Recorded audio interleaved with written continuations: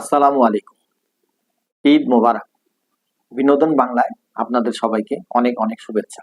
আজকে আমি কথা বলবো AFC Asia cup qualifying round 2026, যেটি অস্ট্রেলিয়াতে অনুষ্ঠিত হবে এবং এটার যে কোয়ালিফাইং রাউন্ডের খেলা 8টি দেশ এটার স্বাগতিক হিসাবে থাকবে এবং এএফসি এশিয়া কাপের কোয়ালিফাইং রাউন্ডের ড্র মার্চের লাস্ট উইকে অনুষ্ঠিত হয়ে গেল। ড্রতে 32টা দল 8টি গ্রুপে বিভক্ত হয়ে অংশগ্রহণ করবে এবং এই 32টা দল এ এবং বি গ্রুপে 5টি করে এবং পরবর্তী 6টি গ্রুপে 4টি করে দল অংশগ্রহণ। বাংলাদেশ আছে গ্রুপ সিতে এবং এই 8টি গ্রুপে চ্যাম্পিয়ন দলরাই ফাইনাল রাউন্ডে খেলার যোগ্যতা অর্জন করবে এবং ফাইনাল রাউন্ডে আরো 4টি দল স্বাগতিক অস্ট্রেলিয়া এবং গতবারের চ্যাম্পিয়ন রানার্স আপ এবং তৃতীয় স্থান নির্ধারণ খেলায় জয়লাভ করা চীন, জাপান এবং দক্ষিণ কোরিয়া, মোট 4টি দল সরাসরি ফাইনালে খেলবে এবং কোয়ালিফাইং রাউন্ডের 8টি গ্রুপ থেকে 8টি চ্যাম্পিয়ন দল ফাইনাল রাউন্ডে যে এই 4টি টিমের সাথে মূল পর্বে অংশগ্রহণ করবে। বাংলাদেশের গ্রুপে প্রতিপক্ষ অপর 3টি দল হচ্ছে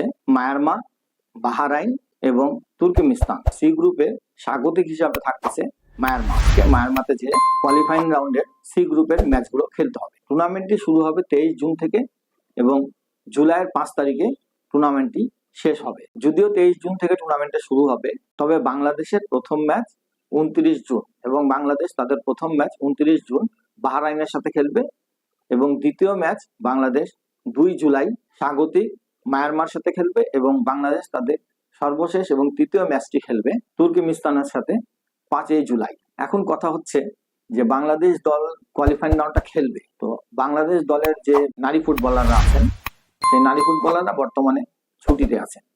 তাদেরকে ঈদের ছুটির পরে তাদের ক্যাম্পে যোগ দেওয়ার কথা এবং যে 18 জন বিদ্রোহী নারী ছিলেন তাদের সাথে বোর্ডের সমঝোতা হয়ে গেছে, এটা সবাই আমরা জানতে পারছি। কিন্তু সমঝোতা হওয়ার পরে তাদের সাথে কি চুক্তি হলো কি হলো না, যে নারী ফুটবলারদের সাথে কোচের যে একটা দ্বন্দ্ব ছিল সেটা যদি সত্যি সত্যি সমাধান হয়ে থাকে তাহলে আমি এইটুকুই বলবো যে তাদের সাথে চুক্তি তো শেষ হয়ে গেছে, নতুন মেয়াদে চুক্তি হওয়ার কথা আছে। তো নতুন মেয়াদে যে চুক্তি হওয়ার কথা আছে যত তাড়াতাড়ি সম্ভব চুক্তিটা সম্পূর্ণ করে তাদেরকে ক্যাম্পে নিয়ে আসা এবং প্র্যাকটিস মানে পুরো দমে প্র্যাকটিসটা চালু করে দেওয়া উচিত এবং যদি সম্ভব হয় এর মধ্যে 1টা বা 2টা ফিফা ফ্রেন্ডশিপ ম্যাচ খেলা, যাতে দলের অবস্থানটা কি এটা অন্তত পক্ষে যাচাই করা খুব জরুরি দরকার আছে।